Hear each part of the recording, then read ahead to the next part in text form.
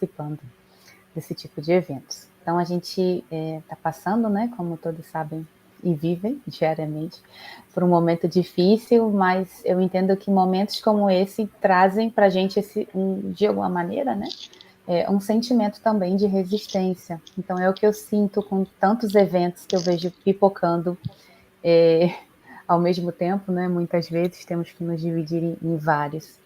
Então, para quem passa por um momento como esse, ter ainda forças para organizar e levar um evento como esse à frente, com certeza é uma maneira de resistir. E no nosso caso, a gente está resistindo através das linguagens. E no caso desse evento específico, da formação de professores. Então, eu imagino, né, que a grande maioria dos participantes aqui, pessoal aí que está no chat, todo mundo que está inscrito no evento, seja da área de inglês, mas eu entendo que é um evento também aberto à pluralidade linguística, como a gente pode ver pela programação, né? Pelas diversas atividades que cada um de nós pode participar. Então, particularmente, eu participo há algumas boas edições desse evento, e para terminar minha fala, eu lembro com carinho da última participação, que foi em 2019, né? Então, ótimas discussões, como as do evento de agora, e a gente ainda não sabia, né, o que estava por vir. Então, eu guardo com muito carinho, por exemplo, as lembranças da atividade cultural. A gente dançou muito numa oficina de dança, né, livre, e eu já vi que a gente vai ter novamente nessa edição. Claro, com certeza de uma maneira diferente, vamos ver como vai ser, né, mas com certeza necessária para a nossa reinvenção diária. Então, seja dançando, seja apresentando as suas pesquisas e as suas experiências, que todos tenham um ótimo evento e que possam aproveitar toda essa programação que está linda. Bem-vindos e obrigada.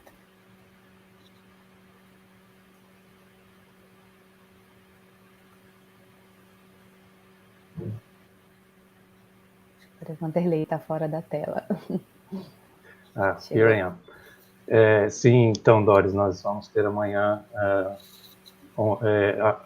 remotamente, né, uma outra oficina de dança. Vamos dançar em casa. Chacoalhar os ossos em casa. Agora, então, professor Dário, representando o Departamento de Letras Estrangeiras. Boa noite, caros colegas, boa noite, Vanderlei, boa noite, Doris, boa noite, Silvana. Em nome do Departamento de Letras Estrangeiras, quero dar aqui as boas-vindas aos palestrantes, aos participantes deste grande evento que já é uma tradição dentro da comunidade de professores de língua inglesa. A formação é sempre um tema de atualidade e ela envolve uma formação contínua para termos bons resultados e bom desempenho do nosso professor e também dos nossos alunos. Esses seminários são de extrema importância. Falo isso porque eu já tenho uma rica experiência na área da língua francesa, onde encontros são regularmente realizados pelas universidades, pelas associações, e a mesma coisa eu destaco aqui para a língua inglesa. A formação do professor é extremamente importante e, como a minha colega professora Doris já destacou, nós estamos num evento de formação da língua inglesa, mas sabemos que não é a língua inglesa sozinha, é a formação da pluralidade, do plurilinguismo. Formamos professores para uma pluralidade linguística e cultural. Passa pela língua inglesa, pela língua espanhola, pela língua francesa e todas as outras línguas do nosso rico planeta. São mais de 6 mil línguas, algumas delas muito mais bem divulgadas e ensinadas do que outras, por questões diversas, não entramos nesse debate agora, mas eu quero destacar a importância, repetir aqui o que a professora Dara já disse, a importância da pluralidade, do plurilinguismo, da oferta diversificada de línguas inglesas para enriquecer nossos alunos. Falo aqui, me refiro essencialmente à rede escolar. Os alunos do ensino fundamental e do ensino médio que devem ter acesso para ter horizontes diversos, horizontes largos, acesso a diversas línguas estrangeiras. Voilà. Nesse sentido, eu como professor de língua francesa milito por isso há muito tempo, eu sei que a minha equipe de espanhol e de inglês também. Nós formamos uma comunidade apenas que é a de professores de línguas estrangeiras. Desejo a comissão organizadora, quero parabenizar essa comissão, que com esse período difícil, como já foi destacado, consegue fazer, e com tecnologias aqui que eu estou descobrindo também, uma perfeição, um trabalho de grande perfeição tecnológica, porque já sabemos que a perfeição acadêmica, pesquisa científica, ela já é de renome, já é de tradição no SEFELI, que sempre é organizado. Parabéns a todos e boas-vindas a todos os participantes do evento. Merci. Obrigado, Dário. De fato, nós temos aqui nessa mesa, né, espanhol, inglês e francês, os três cursos do departamento. Professora Silvana, bem-vinda. Obrigada, professor Vanderlei. Quero dar meu boa noite a todos e a todas aqui nessa mesa, em nome da professora Doris, do professor Dário, cumprimentar todos as professoras e os professores do Departamento de Letras Estrangeiras, cumprimentar Vanderlei, parabenizando Vanderlei e a toda a equipe que promoveu este seminário de formação de professores da língua inglesa. Quero dizer, em nome do Centro de Educação Ciências Humanas, que um evento como esse nos enriquece, nos valoriza, nos coloca no centro do debate da formação de professores em todo o estado de Sergipe, em todo o Nordeste, todo o Brasil. E quero também destacar a ousadia e a coragem de vocês fazerem um seminário nessa perspectiva de falar de formação de professores, na perspectiva que Dário traz aqui, que Doris também trouxe, nessa perspectiva do plurilinguismo, né? Uma vez que as políticas de formação de professor têm restringido os currículos escolares, currículo de formação de professor, mesmo no ensino fundamental e no ensino médio, na educação básica, eleito apenas uma língua como uma língua a ser ensinada, né, desprestigiando tantas outras culturas, e também tratando o ensino da língua como se fosse apenas escrita e fala, desprezando muitas vezes toda a cultura que uma língua representa, né? Toda a abrangência, toda a necessidade de uma formação mais ampla, de uma formação humana que necessariamente passa pela linguagem, passa pela apropriação de outras línguas e passa também pela compreensão da cultura que essas línguas representam.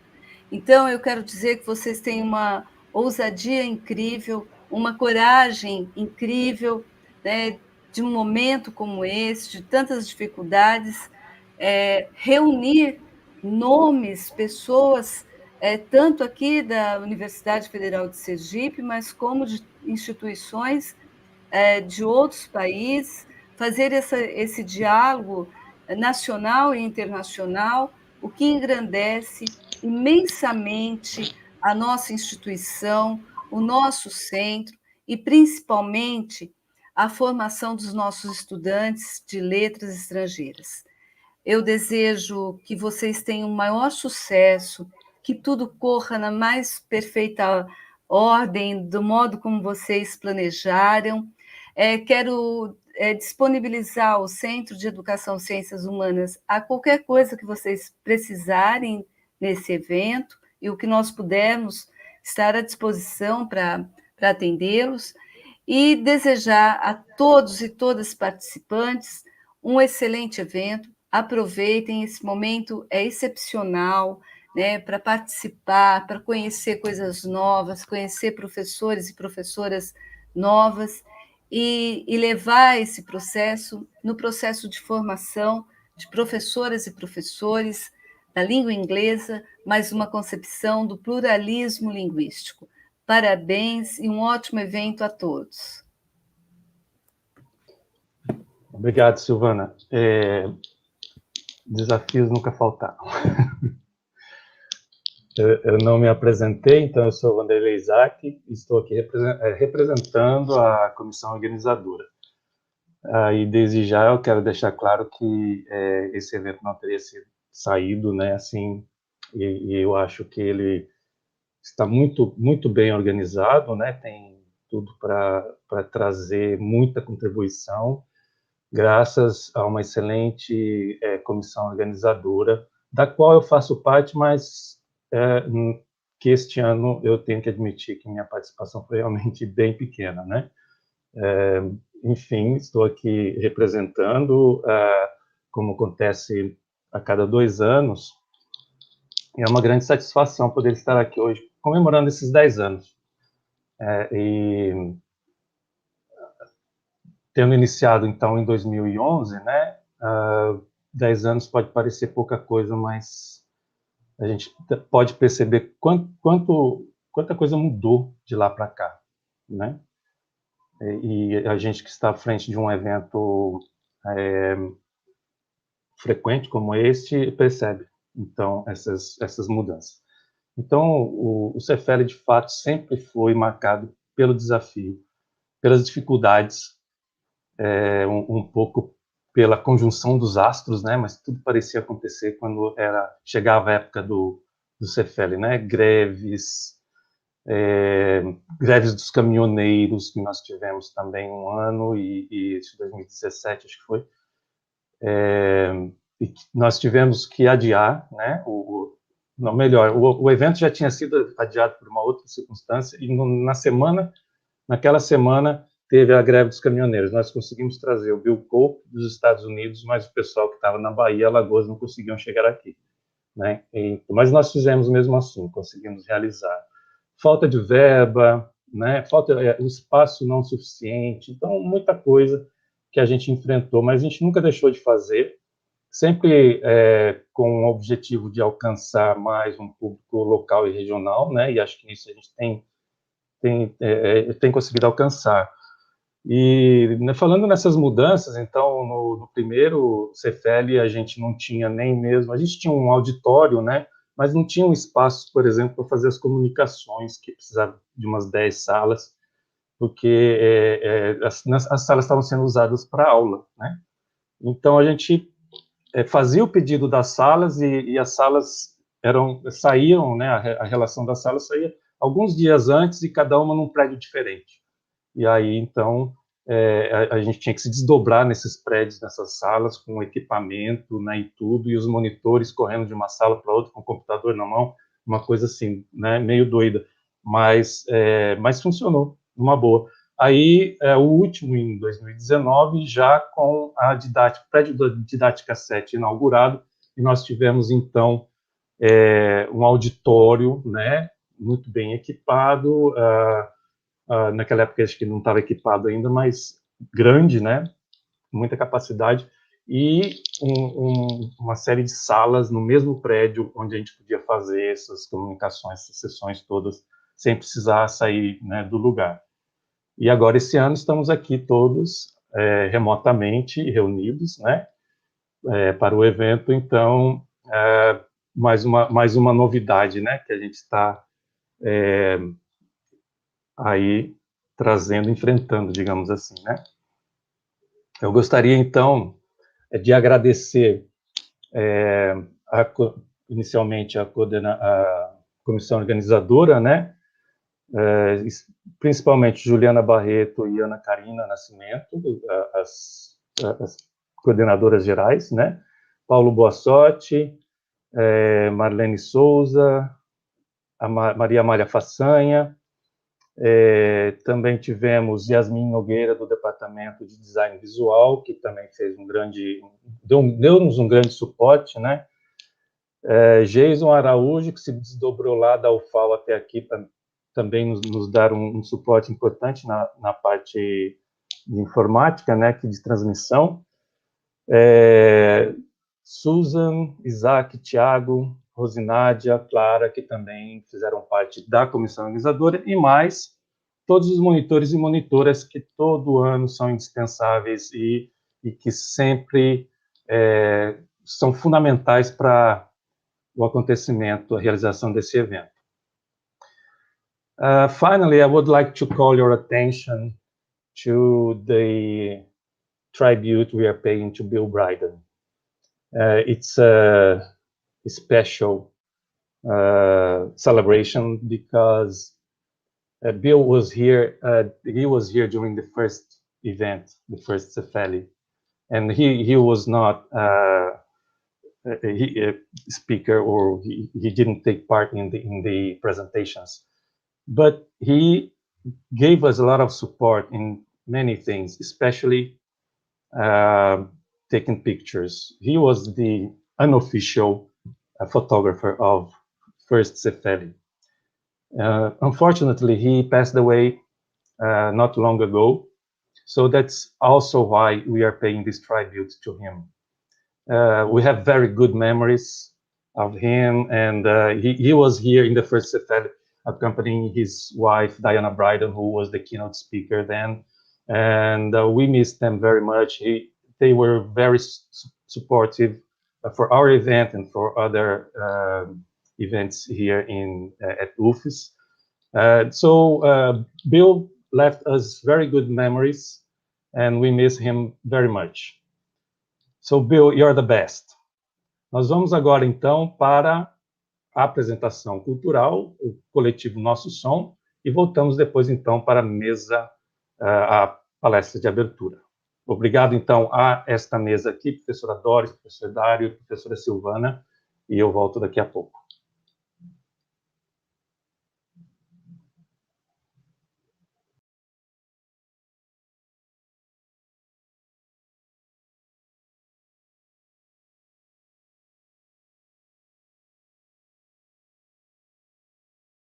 Hi guys, tudo bom com vocês? Eu espero que sim. Me chamo Paulo Marques e tô passando por aqui para mostrar um pouco do barulho que andamos fazendo por aí. E eu não estou sozinho nessa, viu? Não está mesmo, Paulo. A gente reuniu a galera porque um evento tão importante como o SEFELI não poderia passar despercebido, né? Jamais, Airana. A 6ª edição do SEFELI será um sucesso. Inclusive, eu já fiquei sabendo que tem homenagem para uma figura muito importante. Tem sim, Yas. E já já a gente vai falar um pouco disso. Antes de qualquer coisa, é importante dizer que nós fazemos parte do coletivo Nosso Som, um projeto da Pró-Reitoria de Extensão da UFES, coordenado por Felipe Harter, Júnior Lírio e Lucas Campeiro, sempre buscando incentivar a produção musical do nosso estado. Muito bem colocado, Airana. A gente se juntou como coletivo para levar o nosso som para vários lugares. E modéstia à parte, é um som que toca o coração de muita gente. É tipo episódio de Chaves. Por mais que eu assista 1000 vezes, nunca vou enjoar. A gente está fazendo tanta propaganda que eu tenho certeza que o pessoal já tá doidinho para ouvir que diacho de som é esse. Então vamos tocar esse barco. Qual a pedida, Irana? Olha, tanta música boa que é difícil, viu? Mas confesso que tem um em específico que mexe com o meu coração. E tenho certeza que vai mexer com o seu também. Lamento Sertanejo.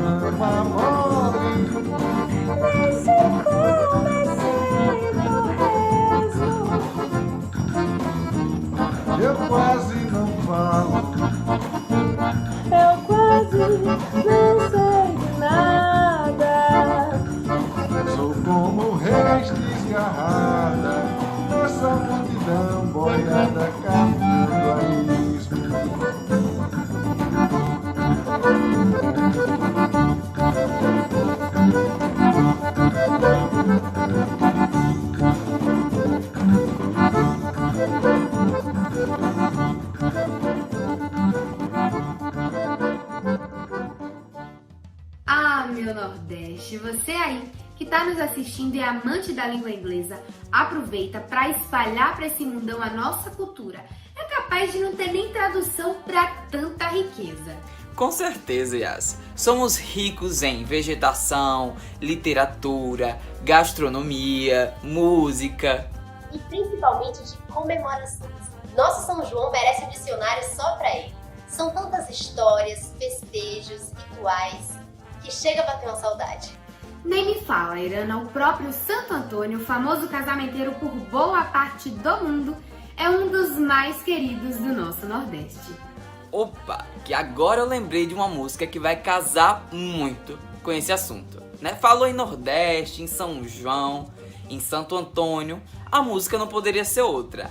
Toca aquela, nosso som. Vamos enaltecer a nossa cultura.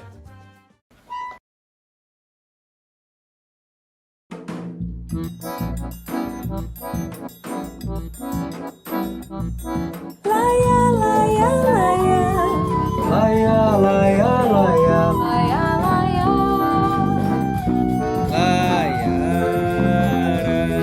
Laia, laia, laia. Laia, laia, laia, laia. E desde o berço toda essa devoção, nas terças-feiras estou sempre em oração. E lá do alto, onde a cidade começou, a da colina sua morada desenhou. Meu Santo Antônio, só você pra me ajudar. Já encontrei, não precisa procurar. Já fiz novena pra essa moça me amar. Só tua atenção o caminho dará. O Senhor me conhece, só pedi a proteção. Mas esse amor me transporta o coração. Em cada detalhe, cada gesto uma canção. O universo que conspira em procissão. Meu Santo Antônio, só você pra me ajudar. Já encontrei, não precisa procurar. Já fiz novena pra essa moça me amar. Só tua atenção o caminho dará. O Senhor me conhece, só pedi a proteção. Mas esse amor me transborda o coração. Em cada detalhe, cada gesto uma canção. O universo que conspira em procissão. Laia, laia, laia. Laia, laia, laia. Laia,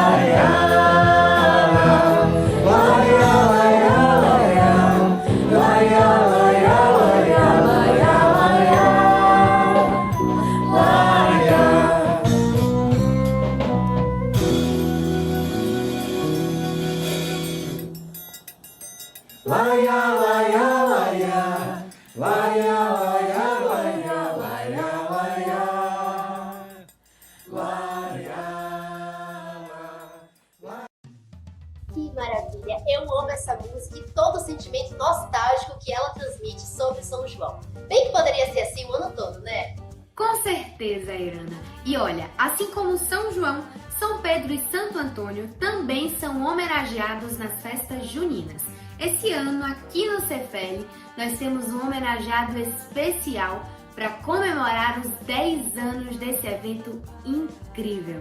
Grande Bill Brighton. Há 10 anos, o SEFELI nascia e teve como principal motivador o canadense Bill, esposo da pesquisadora Diana Bridle. Eles acompanharam de perto o primeiro SEFELI na UFES lá em 2011.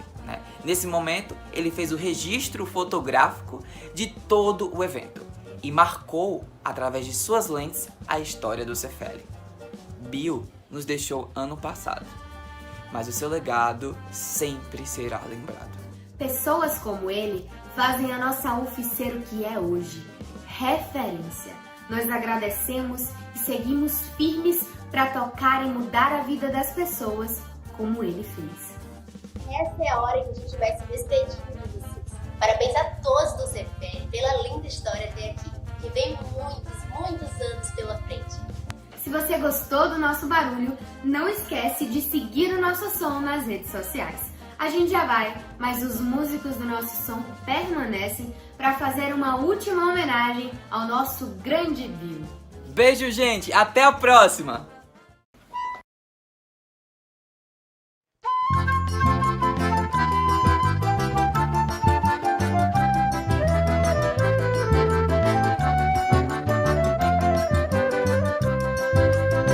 Quem te viu, quem te vê, teu passado nos mostra tudo que construí. Quem te viu, quem te vê, tua presença é futuro para o nosso Brasil. Quem te viu, quem te vê, quantas vidas mudadas, sempre a ensinar. E o amanhã será sempre mais lindo. Vamos todos sorrindo e seguindo a sonhar. Com você aprendi a pensar, num resumo pude me alimentar. Minha UFES, que lindo vai ser o futuro que vou conquistar. Com você aprendi a pensar, no resumo pude me alimentar. Minha UFES, que lindo vai ser o futuro que vou conquistar.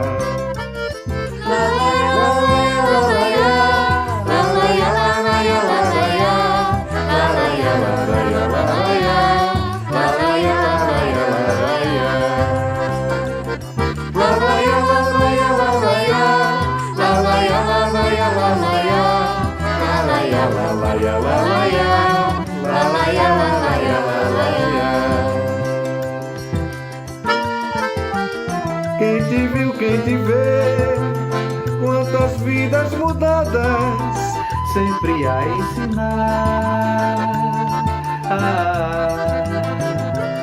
E o amanhã será sempre mais lindo. Vamos todos sorrindo e seguindo a sonhar. Com você aprendi a pensar, num resumo pude me alimentar. Minha UFES, que lindo vai ser o futuro que vou conquistar.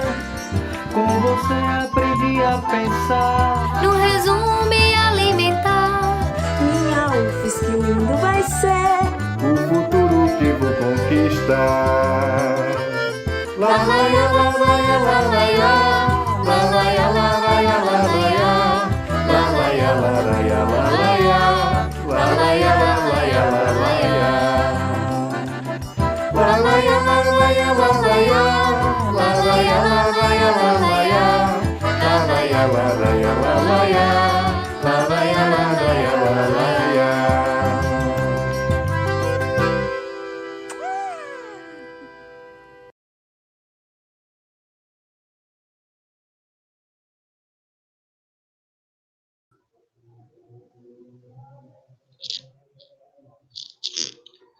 Muito bem. Com um início desses não tem como dar errado, né? E aí eu queria também agradecer à Proex, ao coletivo Nosso Som, por ter tão generosamente feito esse vídeo specially tailored for us. Só mais duas observações, né? O SEFELI começou como inicialmente, né, tendo em vista o ensino e a formação de professores de inglês, mas depois a gente viu a necessidade, né, assim, espaço para que outras línguas também pudessem participar, né? Então, desde o primeiro evento ainda, eu acho, a gente tem tido essa participação também de outras línguas, não só estrangeiras, mas também vernácula, né? E por fim, as fotos que o Bill tirou no primeiro SEFELI estarão passando nos intervalos dos nossos eventos, né? Entre outras também, que foram tiradas em outros anos, aqui fazendo essa rememoração, né, de todos os nossos eventos. Bem, pessoal, obrigado, então, pela audiência. Eu chamo agora a professora Ana Karina para apresentar a mesa, a palestra inicial, e, enfim, tenham um bom evento. Obrigada, Vanderlei. Boa noite a todos. Vamos lá, agora nós vamos switch to English. So, good evening, everyone. And thank you all for being here tonight for another edition of SEFELI. As Vanderlei mentioned, I am Ana Karina, and it's a pleasure to coordinate this very special opening table entitled Discussing Literacies in Language Education.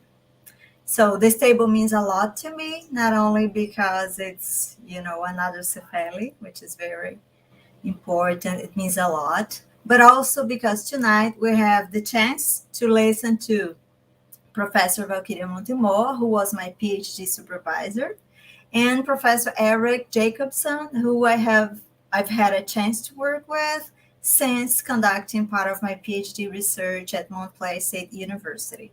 So they are very special guests. To begin with, I would like to introduce our special guests. Each one will have 30 minutes to talk, and after their presentations, we can have a discussion on the topics addressed. So please leave your questions and comments even here on the platform or on YouTube, that we'll be talking about them later. So, presenting our first speaker is Professor Eric Jacobson. He holds a Bachelor of Arts in Education, also a Master of Education and a Doctor of Education from Harvard University Graduate School of Education. He is the Graduate Program Coordinator for the Masters of Reading at Montclair State University in Montclair, New Jersey, U.S. He teaches courses on literacy foundations, content area literacy, and reading comprehension. And he's interested in the use of popular culture in the teaching of literacy.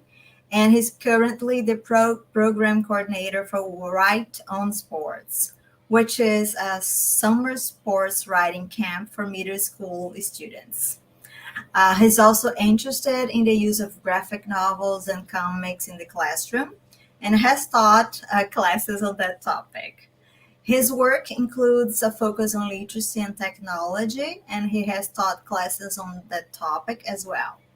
His current research focuses on adult basic education policy, the use of technology in adult education classrooms, and adult basic education in Japan. He's currently president of the University Senate and is a member of the Land Acknowledgement Committee, the Socially Just Business Practices Committee, and a Plagiarism Working Group. Our second speaker is Professor Valkyria Montemor. She has a degree in languages, English, Portuguese, and a Master of Philosophy of Education. She also holds a Doctor of Language and Education from the University of São Paulo. She's a full professor at the University of São Paulo and a senior professor at the graduate program in Linguistic and Literary Studies in English at the Faculty of Philosophy, Languages, and Human Sciences at the University of São Paulo. She conducted postdoctoral research at the University of Manitoba in Canada. She co-founded and co-coordinated the National Literacy Teacher Education Project, which was called New Literacies, Multiliteracies in Foreign Languages from 2009 to 2015, and Language, Culture, Education, Technology from 2015 to 2020. Currently, she's a permanent member of the National Literacy Teacher Education Project. In addition, she co-coordinates the project called Knowledge Exchange and Research Proposal, Literacies and Languages in Teacher Education, which is a partnership involving the University of São Paulo and the University of Illinois in the US. Her recent research focuses on language and education, literacies, new literacies, multiliteracies, critical literacies, digital literacies, mini-making, critical pedagogy, teacher education. So welcome, Professor Eric Jacobson, Professor Valkyria Montemor. It is our pleasure to have you here tonight. Okay, so we're going to start with our first presenter, Professor Eric Jacobson. Okay. Feel comfortable. All right. Thank you. I apologize. I speak absolutely no Portuguese, but I do speak some Japanese, so I can get close by saying arigato as a loan word. So I'm gonna share my screen in a second, but before I do that, I just wanted to, introduce myself in a slightly different way. I mean, Karina listed the things that I do, but that would not necessarily be how I would introduce myself. I would say that I'm the son of Joyce and Robert. I'm the brother of Jennifer. I'm the husband of Shirley, and I'm the father of Aki and Teo. All right, that's my people. That's my family, and certainly that's how I'd want to introduce myself. So what I'd like to do is talk about my practice, some of the things that I do in my work at the university, outside the university, both at Right on Sports, which, as Karina said, is a program for middle school students to teach them how to write about sports as a way to increase their confidence and interest in writing, and my own work with adult education students. So it's going to be less focused on citations and theory and more focused on what it looks like in practice. So I'm going to share my screen now. Okay. So, and I'm hoping everybody can see it. Okay. So the title of my presentation, and hopefully leading to conversation, is Critically Examining Language Alongside Students, Social Justice Work in Diverse Classrooms. So really the idea is thinking about how we can work with our students, do social linguistic work alongside our students around topics that they care about. So again, to kind of start at the beginning, that picture is a picture of my mother as a young child. She was a avid reader, and I picked that up from her. From an early age, I started writing poetry. My first poem was published in a local newspaper when I was in first grade. Not a very good poem, but it was fun to have a poem published when I was in first grade. And it meant that from an early age, I was really interested in playing with language, how language works, and what language could do. In high school, I became more or less the only punk rock kid in my school, which meant that I started to think about the politics of language and how music is political and how language is political. I have to say, as an aside, we often have music prior to our events, but not like tonight. I think I'm really inspired by the music that you played before the event tonight. The other thing about being involved in punk rock when I was in high school was that because I wore different clothes, because I wore my hair different, I was often the target of homophobic abuse. Right? Nearly every day walking down the halls of my high school, people would, throw homophobic slurs at me about my gender, about my sexuality. And that actually really helped me examine any homophobia that I had, so if people were calling me this term as an insult, I really had to think about why I might use that term and why I was wrong to use that term. So in some ways, being the object of homophobia actually rid me of whatever homophobia I had left in me. All of this is to say that when I got to college and I read Bakhtin for the first time, I felt like I knew what he was talking about, right? That my experience thinking about the politics of language via music, my experience thinking about poetry, led me to understand what Bakhtin was saying about the ideological struggle, not only over whole phrases or languages, but also individual words. Bakhtin to me really sort of the sky opened when I read Bakhtin, and I felt like I had been waiting for him when I got to him.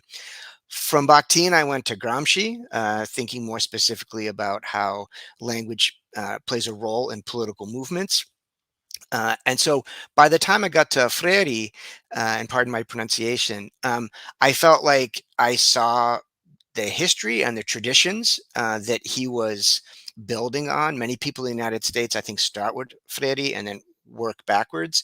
But when I got to Freire, I was like, oh, he got that from Marx, he got that from Gramsci, he got that from Jean-Paul Sartre. So I could see all the things in Freire that were already out in the world. So it wasn't a revolution in my thought when I got to Freire. I felt like he was another person that was talking about some of the same things that I had been interested in, and of course, since that point, I've been continuing on and reading. I would say these are my three key commitments that I would want to talk about tonight.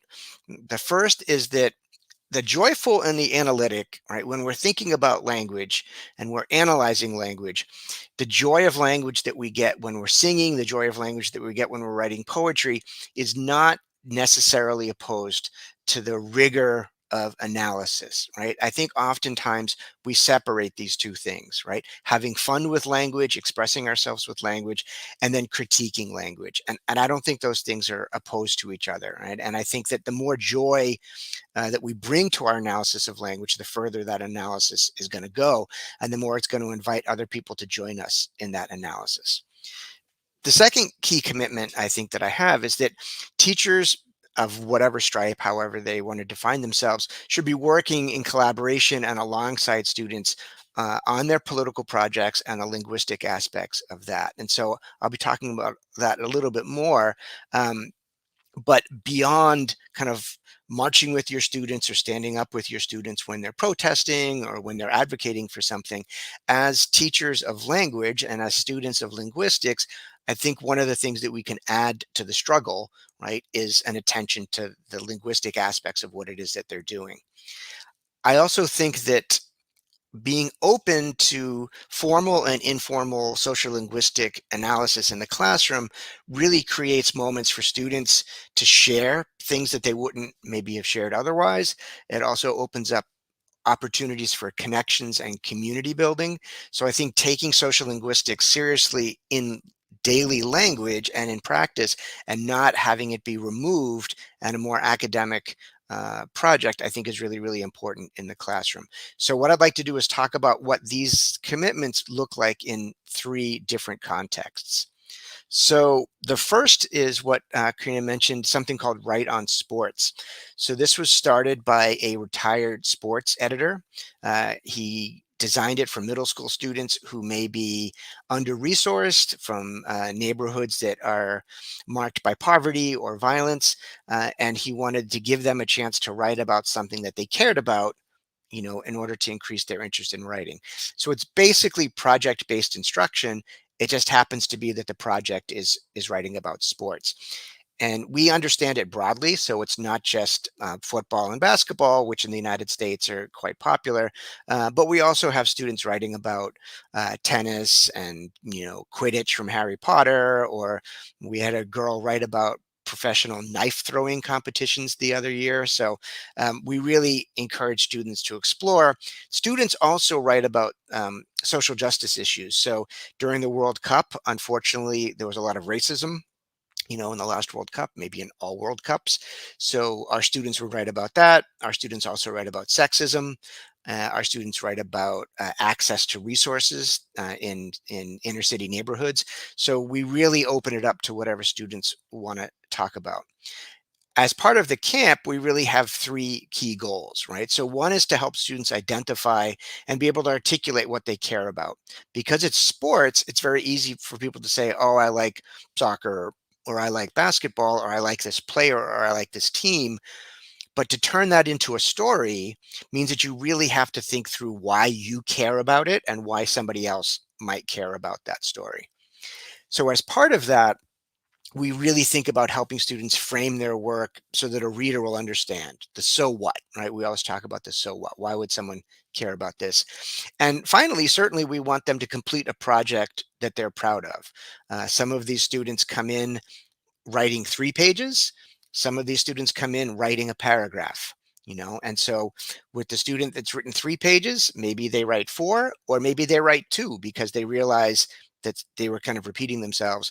The student that wrote 1 paragraph, maybe they write 2 or 3 paragraphs. So wherever the students start, we want to help them move forward. We don't have a set stage where students come in. So during the camp, students get a chance to interview reporters, they get to interview athletes, they write their own stories, and at the end of the camp, we put it together in the form of a magazine. We print the magazine so the students actually have it in their hand. I think that's really important. We also make a PDF available, but I think having a actual physical magazine in their hand matters to them. It provides motivation. Students who have done the camp more than once also are happy when they get to be on the cover. They'll be like, oh, I'm on the cover this year. So as we're going through the camp, we're having ongoing conversations with the students about the nature of writing. All right. So the key conversation is that writing's not about rules or grades. Right. Students sometimes come to camp saying, what do I have to do? Do I have to do this? How many paragraphs do I have to write? How many words do I have to write? And we have to explain to them there's no have to here, right? You're the writer. You want to communicate something. We'll help you communicate that, but it's not have to, right? School has taught you that it's have to, right? But that's not the way that writing works outside of school. The other ongoing conversation that we have, not surprisingly, is about word choice. So how do you make it sound like you? How do you put your own stamp on the story? Part of that is your word choice, moving beyond tired words, looking for the right word, and then thinking about the implications of those words.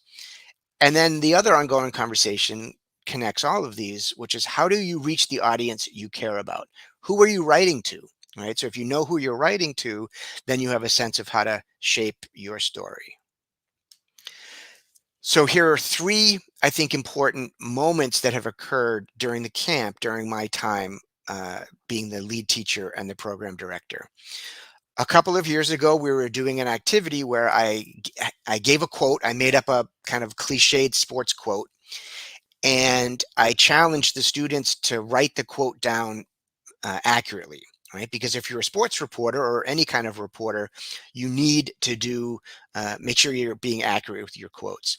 So I gave a quote, student got the quote, they got a chance to stand up and do it. So we went through this about 2 or 3 students.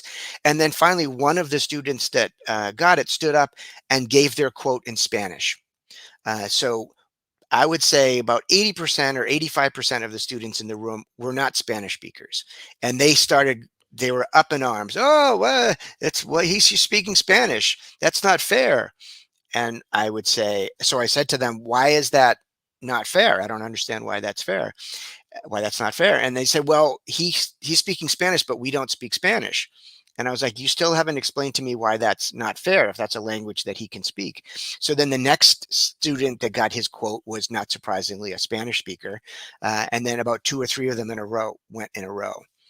So this became, from my perspective, a really important discussion among the students about the nature of translanguaging. They wouldn't have labeled it that, of course. They would not have that terminology, but that's what they were doing, right? They were thinking about how one utilizes the linguistic resources that you have available and what some of the impact's going to be, right? So they were establishing the space, and I tried to support them that this would be a translanguaging space, that they were, of course, could use whatever linguistic resources they had, but the non-Spanish speaking students really had to work through what they thought about translanguaging. Another important moment was a student was writing a story about a basketball player named Allen Iverson, who was a famous basketball player in the United States in the 90s. And he had a public reputation for being kind of rough and, not polished. And at the time, a lot of people called him Thug, right? The media and reporters would call him a thug. So this student that I was working with, a seventh grade African-American young man, was writing about Allen Iverson and was seeing all these old reports about people calling him a thug. So I was sitting down with him one-on-one, and he was like, "What about this word thug?" And I was like, "Yeah, what about this word thug? What do you think's going on with thug?" And he paused and he said, "I think thug is just a replacement for the N-word. That, these reporters can't say the N-word, so they're going to say thug instead." And I was like, I completely agree with you. I think that's what's going on. I think this is a racist code word. And so part of his story became about how the language used to describe Allen Iverson was this coded racist language. So again, he would not use the term coded language, but he was doing that social linguistic work, right? He was thinking about how power and how racism and systemic racism in the United States is embodied in some of the language that we use. Similarly, a couple years after that, I was in Newark, which is a predominantly African-American and Latinx city. We were getting ready to leave for a field trip, and I heard a group of students talking, and I couldn't hear the whole thing, but it was blah, blah, blah, blah, white people, blah, blah, blah, blah, black people, blah, blah, blah, blah, the N-word. So I went walking over and I said, what's the conversation about? And one of the students said, "Oh, it's about the N-word." And so the other teacher left. They were like, "I don't want to be around for this." So I said, "All right, so what's your question?" And they said, "Dr. J," they call me Dr. J. They said, "Dr. J, what about white people? What do you think about white people who say, since black people use the N-word, we should be able to use the N-word too?" So, I smiled and said, "Since I'm the only white person in the room, I will answer on the part of, all white people." And what I said was that, first off, white people have no business policing the language of African Americans, right? It's not white people's job to tell African Americans how to use language. And then also that white people never, ever, ever have a reason to say the N-word, right? And so the students liked my answer. They thought it was a good answer, and we kept talking about it. So they did not have the language and the terminology about speech communities, but this is what they were talking about, right? So what does membership in a speech community allow you in terms of language use? And they were really exploring that. The second context I like to talk about is my work with adult learners. So for a long time, I've been teaching English to immigrants in various community-based settings around the US. So my key goals here, of course, is helping students develop the English language skills that they want, but also as part of that, giving students a forum, an opportunity to discuss, to share ideas about topics and things that they're thinking about. And then in this way, connect the work of the classroom to the larger community in a variety of ways.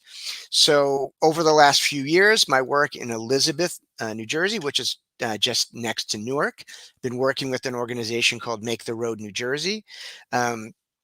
And they've been involved in a couple of advocacy campaigns. So the first was advocating for municipal IDs. So this would mean that people who are undocumented would have ID issued by the city. And then that city ID could be used to go to the library, for doctor's appointments when you're going into school. So I worked with my students and they crafted we made a video and we actually showed the video to the city council about why municipal IDs would be really important.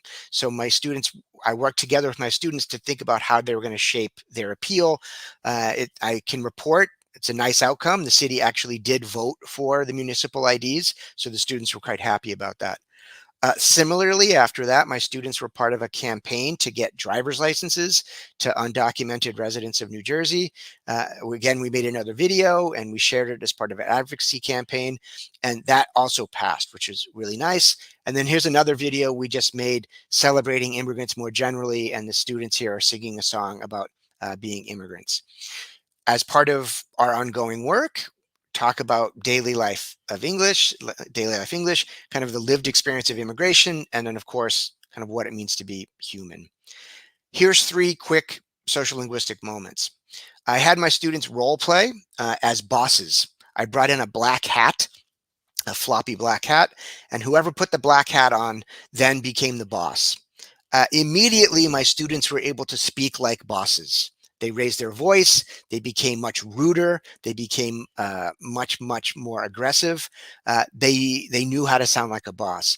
Similarly, my students role played what to do when immigration comes, and students were able to quickly step into the role of immigration officers, right? So they understand register. They wouldn't know the term register, but they understand register, and they can apply their understanding of register to their use of English. During the advocacy campaigns, we also talked about rhetoric and positionality.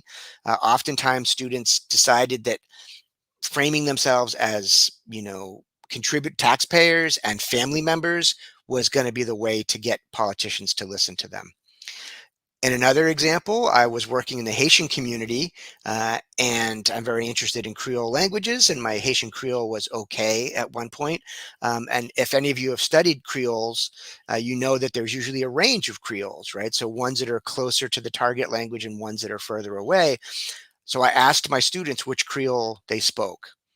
And so then I got a lot of answers that connected to the politics of Haiti and language standards, right? And so that became a moment where students could talk about their language, how it made them feel in Haiti, and what it meant for them in terms of their political position. Finally, the last example is my education students. So I teach master's students who are getting their initial teaching certification or their reading specialist certification. What I want them to do is develop and refine their pedagogy, of course. They need to understand how language works, how literacy works. And I also want them to figure out what their burning questions are, right? How are they going to move forward, and what are the sort of analysis they want to conduct? So the ongoing conversations I have with my master's students, really about the social, culture, and ideological aspects of language and teaching, right? That's sort of what I bring to it. And then also trying to figure out what their analytical framework is. I do this often by sharing text, right? So for example, this in the United States, this is a classic photo of Black Lives Matter. So I present this to my students and see what they have to say, right? So we immediately fall into a debate where some students are like, I understand what this is saying. And some students are like, no, all lives matter. And then we can talk about the politics of that statement. This is a photo that I took in Connecticut, Connecticut and in New England a couple years ago, about the Lazy Burrito, a Mexican food store. So even though it's 2020 when I took this photo, remarkably, this sort of overt racism and stereotype of Mexican and Mexican Americans is still prevalent. So I showed this photo to my students and asked them to analyze what's going on here. On the right is a classic pairing of some photos from Hurricane Katrina. It's people doing the exact same thing, right? Trying to survive after the hurricane. The young man on the left is described in the caption as looting, right? So stealing from a store. The two on the right are described as finding bread, right? So person on the left, he's person of color, he's stealing. People on the right, they're white. They're not described as stealing. They're described as finding bread, much like the pilgrims came and found Native American corn and found Native American cutlery and dishes. So within my class, I really try to arrange for a couple of different social linguistic moments.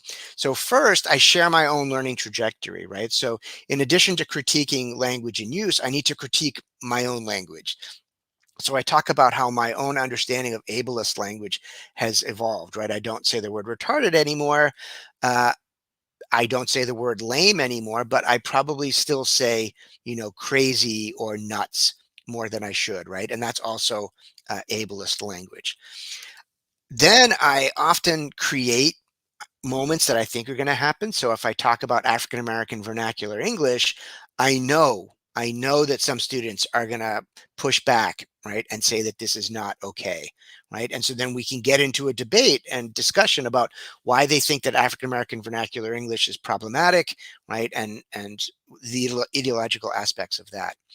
And then, of course, there's unplanned moments where students introduce racist vernacular into the class. There's a type of T-shirt in the US, which is like a tank top, like a white tank top. And a lot of people in the United States call it a wife beater. And my students feel so comfortable saying this. They'll say it in class. They'll say it in a master's class. They'll refer to this type of T-shirt as a wife beater. And I immediately point out, one, that it's not funny, because it's not funny that, domestic abuse is not funny, but also wife beaters are typically associated with certain ethnic communities, Latino men, Mediterranean men, right? And I asked them, do you have any evidence that men who wear these types of T-shirts engage in domestic abuse more than men from other ethnic groups or other social classes, right? And they say no. And so then why are you okay? Why are we okay using this term? Similarly, in the United States, the term Guido is a racist slur for Italians and Italian Americans, and New Jersey has a large Italian American population. Students feel safe saying Guido in class because it's so prevalent. And so I'll call them on it and I'll say, all right, let's stop. We have to think about this word Guido. This is a racist word, in the same way that wife beater is a racist word. So in my master's classes, I intentionally create moments with certain texts, and then I'm open to all of these other moments that may arise. So this is my last slide. So the three implications to wrap up is that I think community building in the classroom comes from having this shared interest, right, in exploring language, letting your students know that you care about this, letting your students know that you find joy in language, that you find fascination in critiquing its use, and particularly the social linguistic aspects. The second implication, I think, is that teachers don't just have to wait for these moments, right? But you create these moments for really open and honest discussion through the examples you pick, right? Knowing ahead of time, it's going to create discussion. And then finally, as part of this, following up on what Bell Hooks has to say about epistemological humility, teachers really need to embrace and model this, right? We don't know what we don't know. So when we're discussing language and the social linguistics of language, we always have to be open to the idea that we don't know what our students are saying, and we can't hear what they're saying because of the limitations of our own understandings of language. So never dictating, never coming to some unilateral conclusion, but always inviting an open and honest conversation. So we will share the slides afterwards, but here is my email. Some of articles based on what I was talking about, and some curriculum resources are available here. And there's also a podcast that's associated with the forum. So, oops, where'd it go? So with that, I'd like to thank you for listening, and I look forward to hearing questions or thoughts you have after the next speaker. Thank you very much. Thank you, Professor Eric. That was wonderful, wonderful talk. Very inspiring. Thank you. Okay, good. So after that, our next speaker is Professor Valkyria Montemor. So Valkyria will be here to talk to us. And then after that, we have a moment for comments and discussions. Okay. So Valkyria.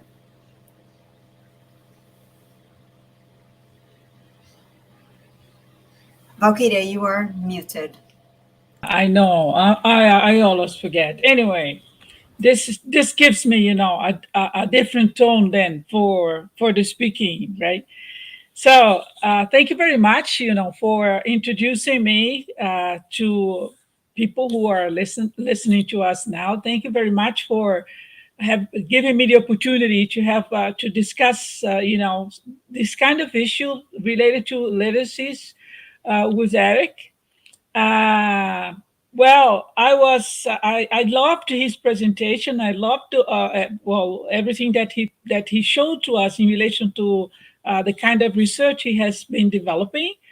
I found it very thought provoking, and at the same time, I I think he kind of gave me a certain challenge, right, for saying a little bit more about my background, right? That explains very much the kind of research that I've been developing as well. So that what I mean is, when he said that the kind of discrimination that he has had, I've also had similar discrimination because I'm a non-white and I'm a mixed person. I've had I have four ethnicities in my family. European from my mother's side, and Asian European from my father's side. So that makes me a mixed person, difficult to be identified, and also, from a very I would say regular type of a family in Brazil. And that was a challenge for me because I wanted to study, I wanted to do things that usually are harder for those that live in families such as mine, and harder for those who are a bit discriminated in our society, right? So this is, I think, what led me to the study of education and languages and education, and I was very much attached to the idea of social justice, right? So I felt a lot of affinity with Eric when he gave these examples and mentioned his affinity as well, and I decided that maybe I could do something else, for those who were trying to find opportunities. So this is what made me follow this kind of path, and the search for some kind of response, I would say, in education. And this is what made me closer than to Freire, right? I had the opportunity to be a student of Freire, so in my master's degree. And I think that made a lot of difference to me. So, but not only for Freire, but for the other Brazilian professors that we had, and we discussed and had a chance to know a little bit more about what happened in Brazil, and to know more about this idea of oppression and and our wish for autonomy. Then this is then why I connect this kind of background to the research I've done. And my research today, my speech today, is about the kind of research, critical research that we've done in Brazil in terms of literacies, right? So just a second, and I'm going to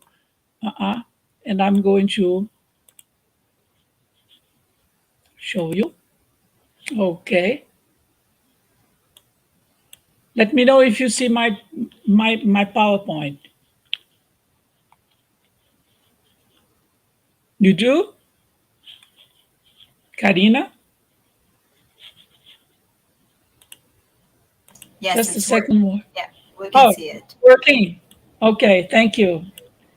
So, just to contextualize, okay, this is what I'm going to focus on today.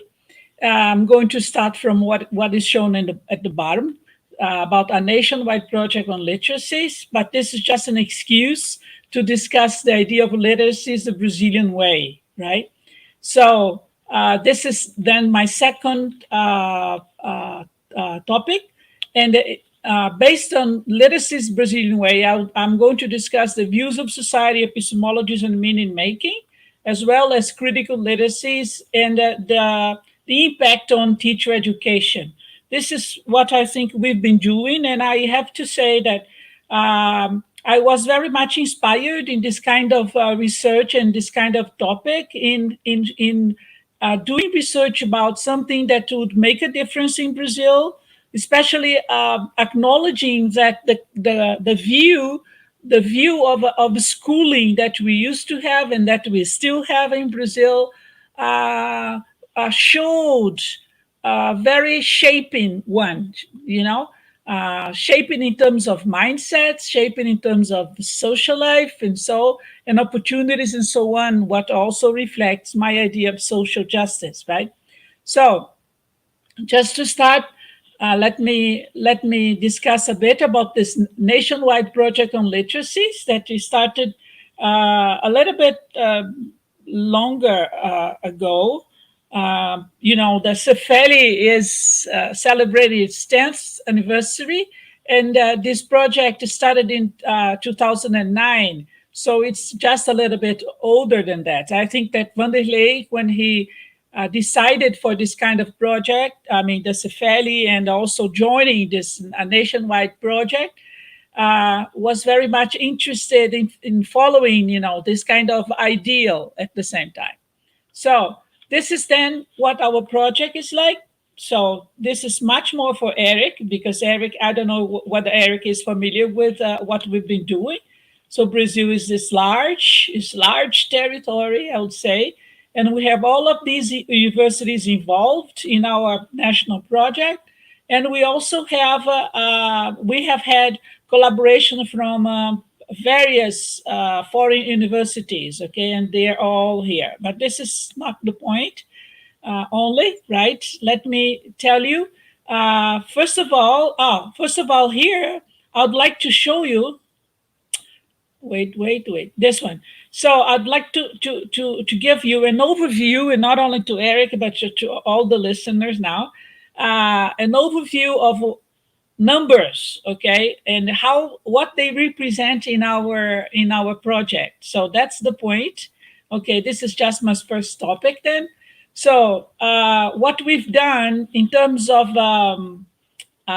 concentrating students that have been interested in these views of literacies. In the literacies that show more criticality, literacies that really take into account the idea of oppressed and repressed, and all the political ideologies that we've had before, right? So in this point, I think I show here just numbers of undergrads, a master's, PhD, and our postdoc colleagues as well, and showing that the ongoing research that we have now, this is for the year 2021, you see that it has grown a lot, right? So if you compare just the first phase, the first cycle of the project, we used to have 94 undergrads and graduate research, and at the moment we have 228. And events, imagine. So we've organized more than 300 events, okay, all along all these years.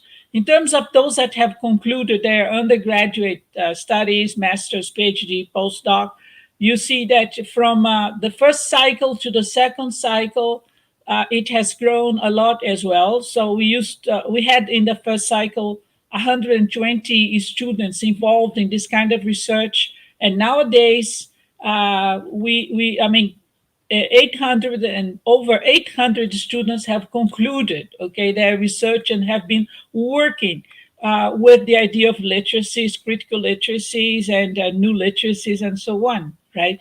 And I think that we are doing a good job in this sense, and also at the same time respecting those that do not agree with, let's say, the notions we've been working with, right? So in terms of publication as well, so we see that in terms of books, chapters, and articles, so we've grown a lot, what means that more and more researchers have been publishing, and we have more and more readers at the same time. So the idea of literacies and having a different view of literacies has really entered our universities and lots of our, I would say, what we call in Brazil, basic education schools, right? So I think this shows that we've been having some difference. We are making a difference, I think, in terms of literacies.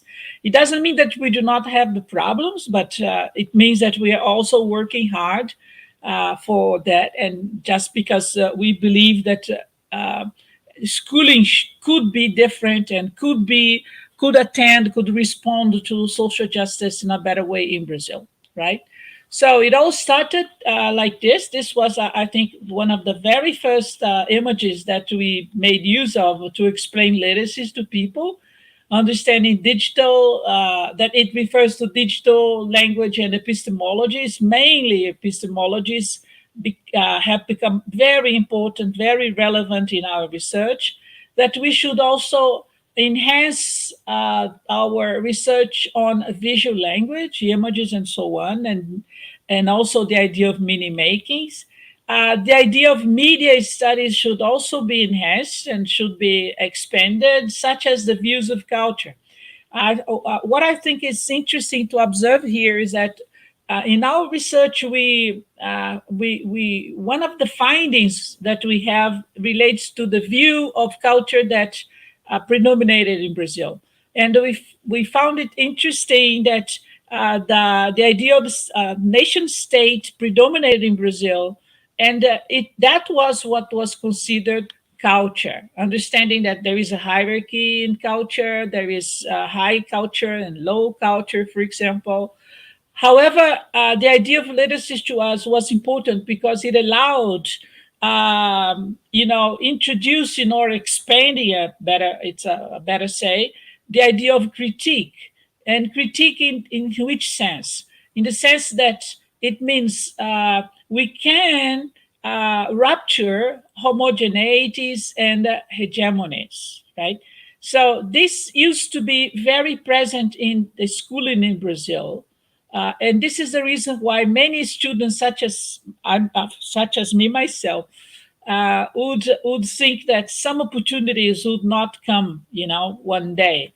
And the idea of understanding schooling in a critical way it started making more sense, I think, to the population, I think, the Brazilian population, and especially because of the inequities that we've always had, right, according to our history and views of society.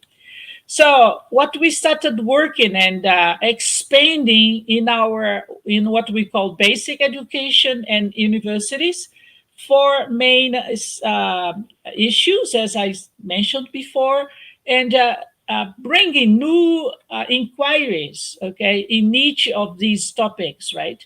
Such as, not going to read all of them, that's not my idea, but understanding, for example, do we live in a digital society? What does digital society mean, right? Not intended to respond it exactly now, but if anybody wants to discuss this later, I can come back to this point. Digital epistemologies and making a difference between the conventional epistemologies and digital epistemologies became very important in our universities and in our basic education, right? The idea of images. Many people would ask, are images texts? I never learned that. I always learned that texts are written language, right? Not images.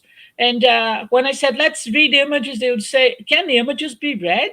This used to be another question that we then worked a lot on in order to expand this kind of view on visual language, understanding that there shouldn't be a restriction in relation to this. So media studies, what was at stake? The idea that written language was mainstream, right? But that's why I see this affinity with Eric does, because he doesn't see written language as mainstream, but he makes it more social, right?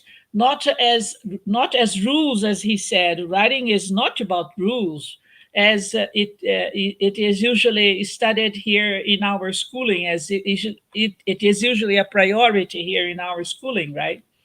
So other views of culture, for example, when people used to say, but what is another way of seeing culture? for us, there are people who have, culture was seen as a possession, such as some people have culture, other people don't have culture because what they have is not considered culture. For example, everything related, to this view of inequities very much. And this is also what is making us nowadays discuss the idea of decoloniality, also including Freire as one of the first thinkers of this idea, although he didn't make use of this term, right? So, what was our problem here? It was the problematic views on language, society, and culture that would always lead the students to see a homogenizing idea, such as standardization and patterns and convergence, generalization, and universalization, right? This idea that language is universal and everywhere you go, there is a structure. You see, there is, something that you should learn correctly. And this is like honoring your own country when you speak correctly, for example, and always neglecting the differences in social practices in Brazil. So this was also problematic to us. And this is then when we started working and disseminating the ideas on literacies. And it came a bit from the New London Group. However, we didn't understand that the New London Group were, for example, what is called as the founders of literacies. We identified various Freudian thoughts in the project of this group, right? So that's why we call it literacies the Brazilian way. To us, they had I would say improved some of the ideas related to literacies, and we are back in Brazil. We have them back in Brazil now, but rethinking and resignifying them also here in terms of our epistemologies and the idea of meaning makings and so on, right? So this is very much something that I designed, to explain the views of society and epistemologies, okay, understanding that this, I would say this column on the left, yeah, would represent very much the predominant view of society in Brazil, in schooling, in our institutions, for example, all based on philosophies such as Enlightenment, liberal, positivistic, and neoliberal systems. And the problem with them was that they would go on working in favor of reiteration, you see. Their main, I would say, purpose would be very much the repetition or the reproducing of that view of society through paradigms, standards, one size fits all, and everything else, right? So that would shape what I mentioned before, would shape, the kind of citizen that was expected here in Brazil. However, the idea of literacies to us came closer to critique, as I said, that then would lead to a critical and creative system, understanding that those paradigms should be flexible. Although controversial to say that paradigms are flexible, that's what I haven't found yet another term to explain what we meant, by this. But we started understanding and seeing that we should have a flexible paradigms or variable standards, right? And this should happen through ruptures. Okay, the idea of ruptures that we saw in various authors, and the author that I refer to now is Paul Ricoeur, okay, in his studies on epistemologies and so on, right? And I also acknowledge this kind of concept nowadays in what is called bubbles, right, in relation to our digital societies, right? So something that called our attention is that the subject should be more important than the object that we would see here before in the kind of view that we used to have, right? And this is then when we started working or including Biesta in the idea of subjectification, right? So what was our purpose with that is to work more on the idea of creation and critique in order to have changes in other views, okay, that had been, I would say, consolidated differently, right? However, we didn't mean that one this kind of system should replace the other one. We think that it's not so possible to erase this kind of construction, okay, that is secular, but we should see where this is appropriate and where the critical views are appropriate as well. Okay, I can discuss this a little more later if this is of interest. So let's see then this other way of understanding critical literacies here. Our way should work on knowledge construction, critical education of citizens, especially bringing back Freire's ideas on oppression here, so, such as the oppressor and the oppressed, right? And also working on meaning making. It's really amazing to say that when we started working on meaning making, many people would ask us, but do we make meanings? Understanding that this would sound not acceptable or not legal, even legal, because meanings were decided already, were established already, for example, right? So in each of these, I would say, strands here, we would have lots of other studies, okay, to develop, and this is then what we've done during more than a decade, right? Studying this idea of ontologies and epistemologies, this idea of human relations, making students rethink the idea of hierarchies, that they don't have only to be vertical. There are also horizontal hierarchies, for example, right? And also this idea I find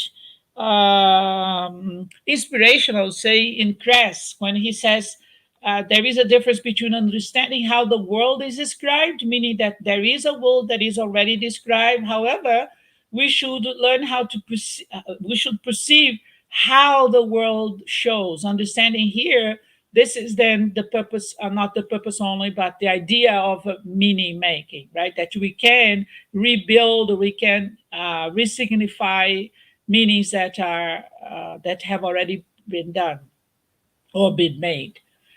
Okay, how does this then go for teacher education? What should we do in terms of teacher education? How can we make changes? How can we work on literacies in teacher education?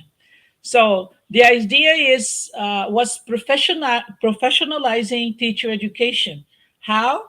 By working on some issues that then raise as important, such as understanding teaching policies, understanding language policies. Just to give a brief view of that, of what happened before in the kind of schooling and teacher education that we had. Teachers, this would happen much more like training courses, but not development. So teachers wanted very much to know how to, but they didn't study, for example, more about education and about philosophies of education, views of society, views of the subject, or views of people. And then this started being added, right, to teacher education, knowledge construction, views of society, knowledge construction, especially given emphasis to epistemologies, in language policies, understanding views of language. To them, I mean, this kind of program, conventional program that we had before, the people would not study the diffusive language. They would study there is a language, so a standardized one, right? So linguistic knowledge being also very important, and making them rethink the idea of methodological knowledge. Methodological knowledge used to be core in the teacher education programs, for example. So also in terms of professionalizing teacher education, what has been added? Language, culture, society relationship, and critical perspectives education. And for them to study pluralities, active citizenship, agency, for example, and in critical perspectives, mini-making, critical literacies, linearity, non-linearity. This is very much related, this concept here, very much related to the idea that we have a written language society and a digital society. They live together, and then it is important to understand these perspectives, for example. So other epistemologies then started being discussed, right, in education here, right, in teacher education, but also in terms of basic education. I mean, what refers to elementary and the secondary schools, such as cultural practices, more focus on unequal opportunities to learn, rethinking dominant cultures and ideologies, rethinking colonizing knowledges, for example, such as scientific thought, Eurocentrism, globalization, the Enlightenment values, for example, right? And this is all in a sociological imagination, of course, right? And also, coming to the end, right? End of my talk, I find it important to highlight this kind of thought that has been published in an interview with Alan Look. The interview was thought by Garcia and Seglin. And this was very interesting because it a bit reflects what we face in Brazil nowadays in terms of multiliteracies, such as have they been taken over by new liberalism, such as that? So they say multiliteracies and literacies has struggled to preserve its rationale, while new liberalism has greatly worked on the colonization of multiliteracies. So because it's an idea that brings difference to society, right? So new liberalism has kind of appropriated, from this idea or from this proposal, right? What has happened? What, according to their observation, and I see this reflection in Brazil, it attempts to, this attempt is noticed when people pursue to incorporate it into the very heart of new liberalism. You see, we see some signs, okay, of liberal ideals or liberal purposes, right, nowadays in our curricula. And they say, well, we're adopting multiliteracies, for example, right? However, from a new liberal perspective. Also, to redefine it as a measurable domain of curriculum for standardized assessment. So the idea of assessment, just the conventional way, has been very much preserved. So, such as you can do things differently, however, assessment has to be standardized, right? So, to turn into the object of commodification with curriculum packages, approaches, methods, and materials offered by publishers, corporations, and consultants, right? So this is also, let's say, one of the challenges that we face in terms of working on a view of schooling and a view of literacies that could contribute to social justice, to what Freire called also emancipation, and we call it nowadays agency, right? So just an overview and just, I would say, an evaluation, although evaluation, I would say, evaluation is not a good term for me to refer to this. This kind of thought that I've brought to you tonight. And if you are interested, we can go on discussing that, right? Thank you very much.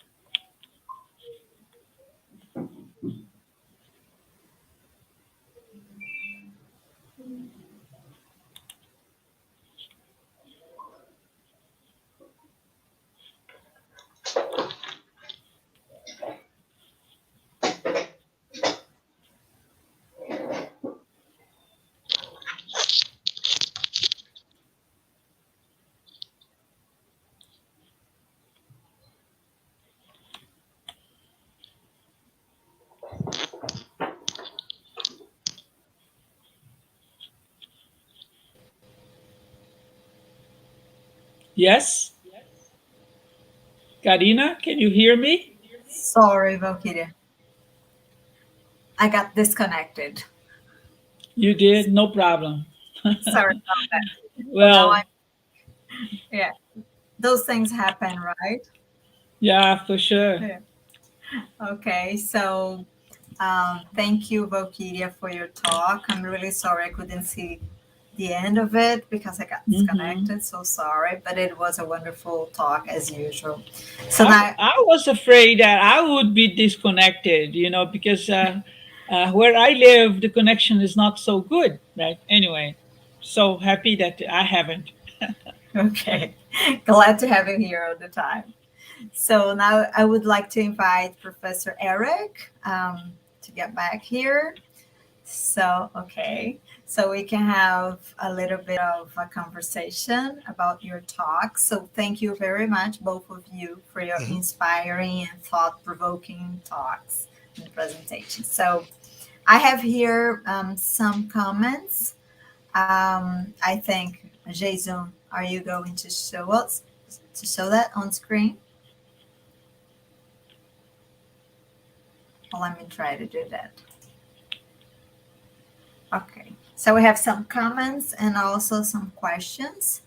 The first one, I'm not sure if it's already, is it showing?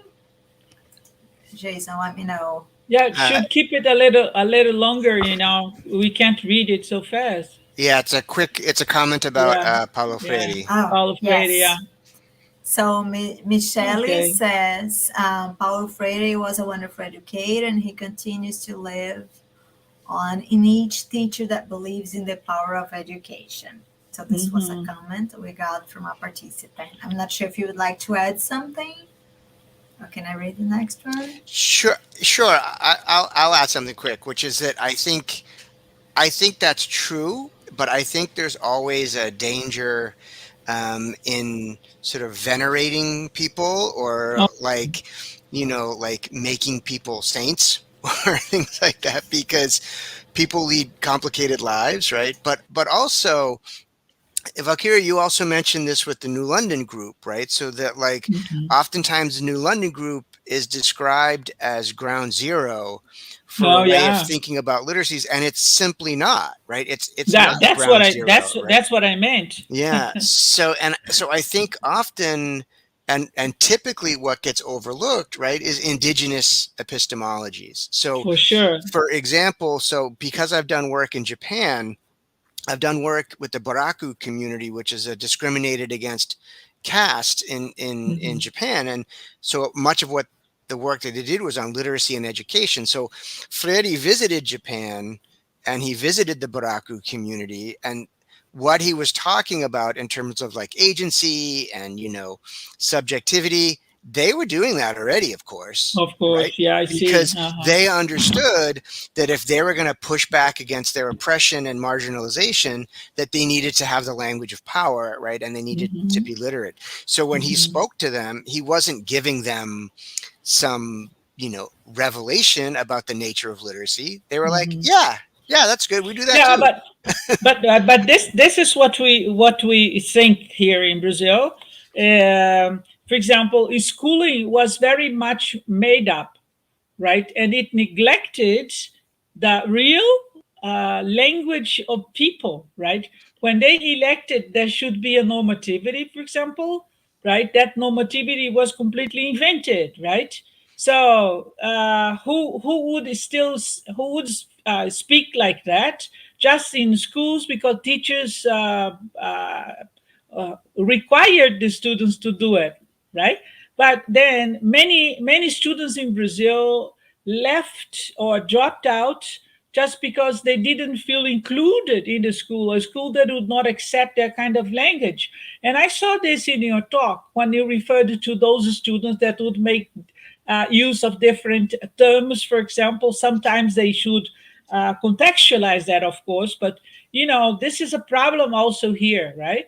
And this is why we've been discussing the idea of including the language of the margins, right? Of those that have been, neglected in society. So this is what we call literacies here in Brazil, is just a different reading of what schooling is, right?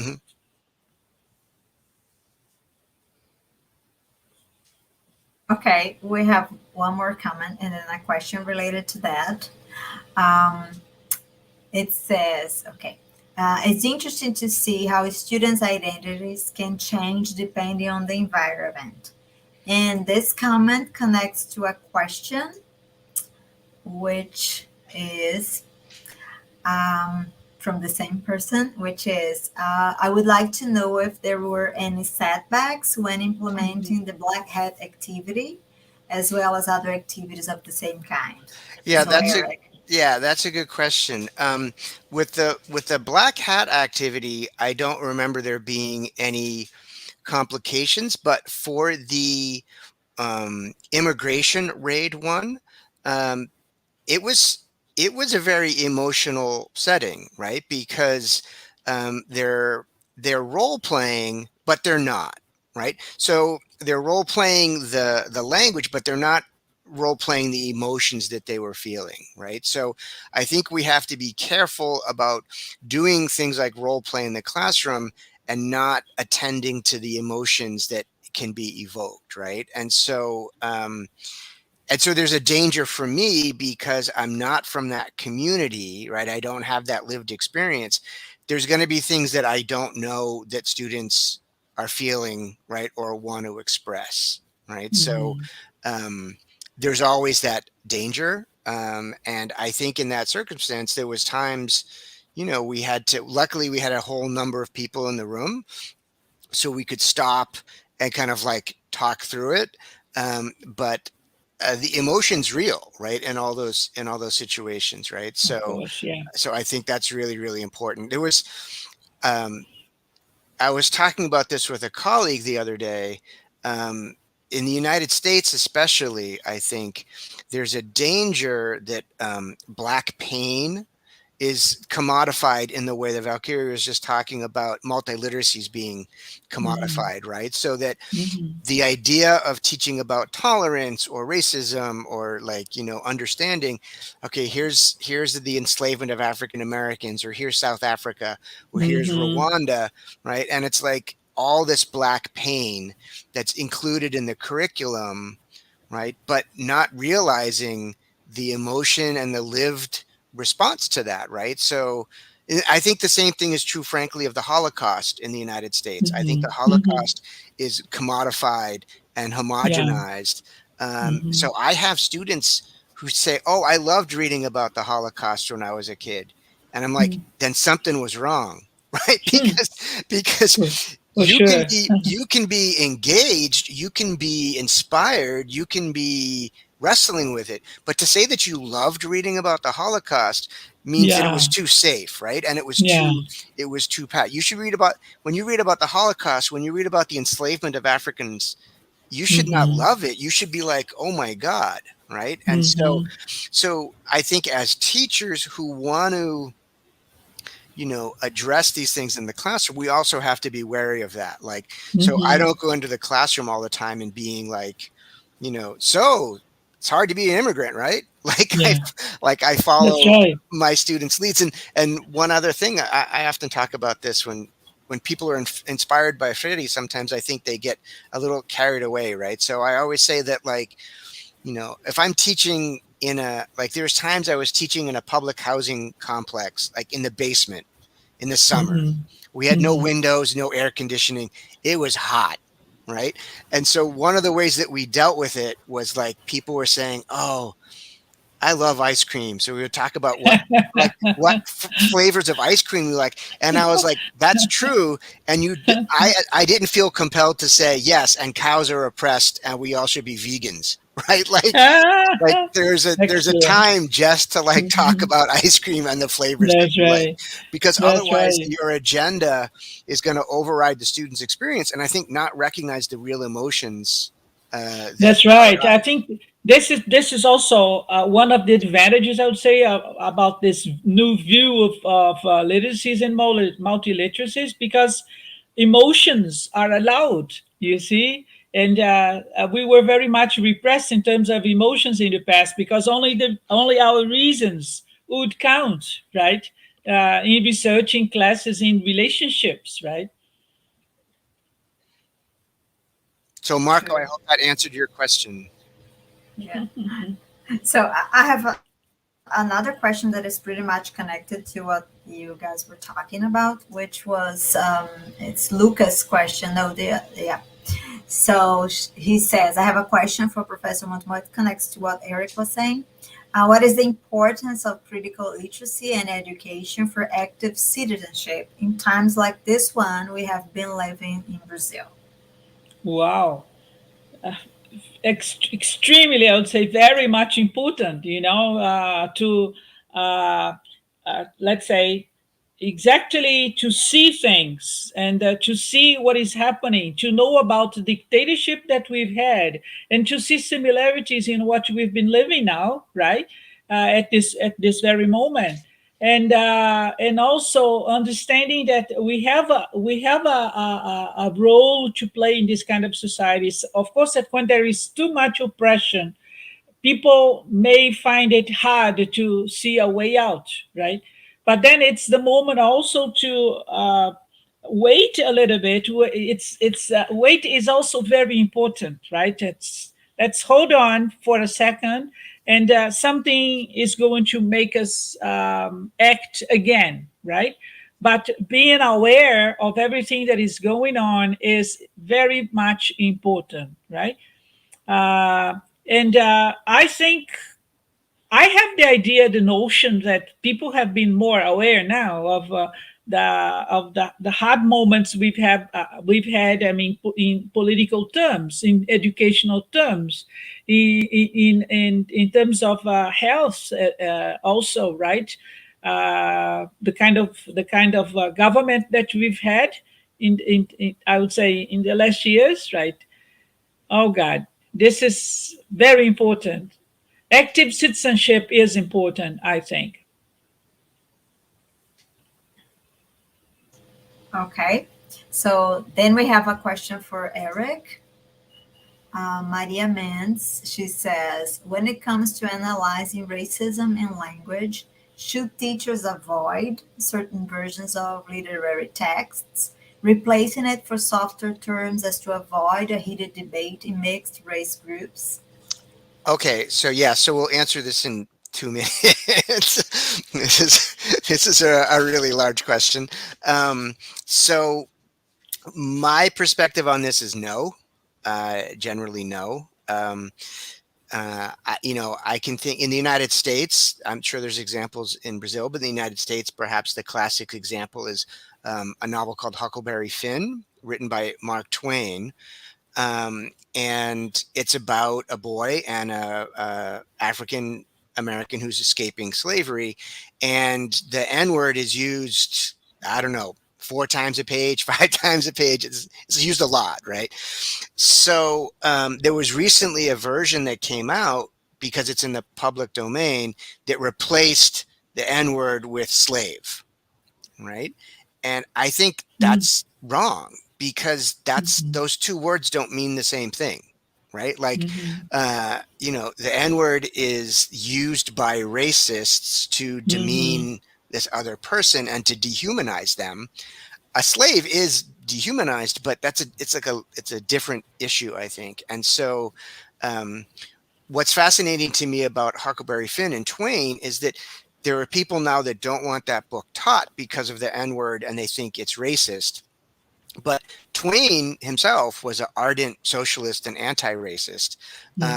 And at 1900, 100 years ago, white parents didn't want that book taught because the main character was, the main African-American was too human. So we started with white parents thinking it treated this African-American character as too much of an equal and human. And 100 years later, now the book, because of the language, is being rejected. So I think if the classroom is not ready for it, then you wouldn't use that text, right? So there's a really good graphic novel called American Born Chinese, which came out maybe 15 years ago. And part of it deals with this character named Chinky, right? Which is a Asian racist slur against Asians. The book's written by an Asian American author. It's about Asian American identity, and it's also about internalized racism on the part of Asian Americans. So this Chinky character is the embodiment of that racism, right? You have to have a certain level of knowledge of history about internalized racism, race in the United States, to see that trope. Sometimes it's used because it's a graphic novel with younger kids, and they'll laugh at Chinky, right? Rather than feel the pain that Chinky represents, right? So I wouldn't change Chinky to something else, because like the N-word, that word is being used, you know, for a particular reason. And it might mean that, you know, those kids can't read it for a while because they're just not ready for that conversation. If that doesn't answer your question, Maria and Matthias. I guess so. And I'm sure there's versions of that in Brazil as well, right? Where authors used pointed language to try to address an issue.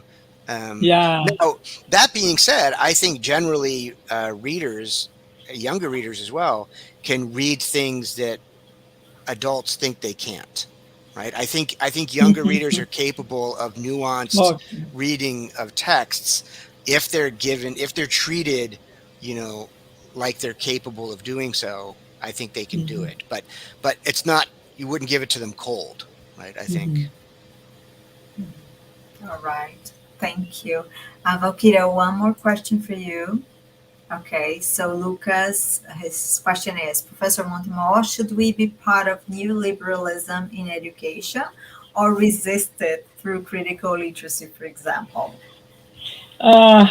You know, Lucas, this is the 1 million question, right? Or response, better say. You know, that's also important. Whenever we talk of discuss critique and also want to develop the critical views with students and the younger generations, for example, it is important to make them see that new liberalism is around us, right? It's like we all live in a new liberal society.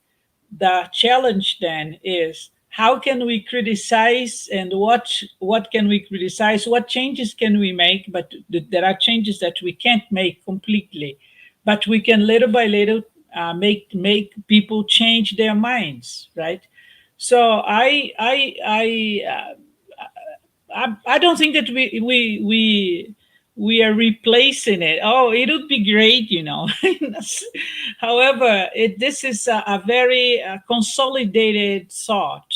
I mean, this idea of liberalism and new liberalism. I've written about it, that we all live a project of society, right? And this is very much founded in this idea of schooling, and this idea of civilization. And for someone to be civilized, this person has to learn how to read and write, right? And as you read and write, you also shape your mind. You shape your behavior. You become shaped in society, right? This is a huge project of society. And new liberalism is also another version of social philosophy and economics philosophy as well. But you still see liberalism inside it, right? And this has to do with modernity and enlightenment. Okay, this is it. That's why I think it's so important for us to understand the philosophy that underlies, things or thoughts and institutions in our society. This is what I mean by views of society and views of the subject, right, of the person, right? So it's hard. This is a challenge, I think. Thinking critically and understanding that there is critique also in new liberalism. However, it's a different critique. See? It's okay. I don't know if I should go on speaking too much. Thank you, Valkyria. So there is one last question before we finish, because we have to finish soon. And it's Professor Amalia to Dr. J. It's, do you get any feedback from your students' families or communities as for the projects you've been developing? Yeah. And congratulations on your very relevant projects. Yeah, thanks. In one way, I guess, when I hear parents of middle school students also call me Dr. J, then I feel like I've made a connection to their children and their family. So when it comes to the middle school students, the feedback that I get is, students who come back a second year, right, or who come to a second camp, and some of them carry on and do individual projects. So for example, right now, one of the things that we're doing in addition to the camp is that I'm helping students facilitate broadcasts like this, where they interview guests. So, a seventh grader or eighth grader will get two journalists on or two experts on, and they'll ask them questions and they'll facilitate the conversation. And I basically introduce it and then step away. So in those moments, I get feedback from the students about what they're learning and kind of where they're going. My adult students, the best feedback that I get from them is when we're not in the classroom, but when we're out, like in the street doing something, either like congratulating me or criticizing me. So a couple of years ago, we were trying to get names on a petition for the driver's license campaign. And so I was with some students and we're at a train station, and the student that I was with, in a half an hour, she must have got like 40 signatures. And I got zero signatures. So I would walk up to people with my petition and try to talk to them, and I got zero signatures. And so then, when Freire talks about problematizing the student-teacher dynamic, it was flipped, right? Because Olga was like, "What are you doing? You've got zero signatures." And I'm like, "Olga, I'm trying." But so that is like good feedback about that. And then with master students, it's hard, right? It's hard with master students because you're grading them, and as much as you want to not have that be a factor, right? I think it's always in some of their heads. So most of the feedback comes after they're not in my class anymore, and then we can have conversations. So I guess typically not in context, but maybe out of the immediate classroom. if that answers the question.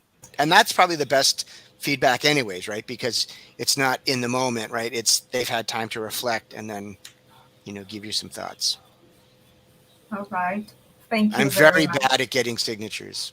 So what I did was when I went back to the university, I went to my union meeting and I brought it with me to the union meeting, and I was like, you got to sign this because I need some signatures. So I got signatures at the union meeting. Yeah. All right.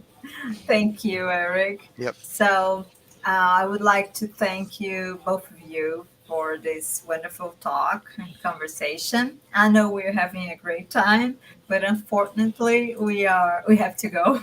It's already 9:04. Mhm. So thank you, Professor Valkyria and Eric, one more time. And for the audience, I would like to invite you all for our morning table entitled Discourses of Sustainability in a Globalized World, Different Voices from Different Contexts. It starts tomorrow at 9 a.m. We'll have Professors Joe Windle, Professor Tom Bowlett, and Professor Vanderlei Zaki. So I hope you are all here with us again. Also, so thank you, Eric and Valkyria. I'm not sure if you would like to say Thank some you. words. Thank you, Karina. Thanks. I have to thank the organizing committee, right, for the invitation, and I also thank you very much for giving me the opportunity to meet Eric and knowing more about what he's been doing. And Karina and Laudo Natel had told me about your work very, very much, and it was really very interesting for me to get in touch with you, Eric, right? Thank you very much. Yeah, thank you as well. Thanks, Karina, for inviting me. And Valkyria, I look forward to following up on some of your work. I encourage people to reach out. My email, I think, is going to be in the PowerPoint that's maybe going to be shared. And, I was going to say, like, in this light, I look like I've never seen any sunlight whatsoever. I look like some sort of zombie. So I apologize for having to look at my sort of like zombie face. But I think in real life, I'm also this kind of pale too. So there's really not much I can do about it.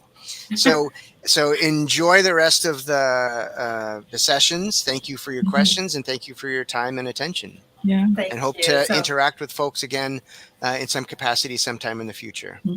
thank you. And also, as an American, as somebody that lives in the United States but follows Brazilian news as much as I can, good luck. Good luck on Thank you. lots of different. Yeah, we need We it. need it. My thoughts are with We you. need it. It's very difficult times there. There's difficult yeah. times here, but my thoughts are with you. Thank you. And there's always, every time I read something bad about Brazil, I also read something inspiring about people taking to the streets to get their voices heard. So, That's right. Brazil's never far from my thoughts. Thank you. Thank Okay. you. Okay, so before we finish broadcasting, I would like to invite all the audience together with both of you, because we would like to share with you a video that we prepared to pay our honors to the special Bill Bryden. So have a good night, everyone, and we end the session with this, tribute to him. Thank you. Take care and stay safe, everybody. Yeah, take care.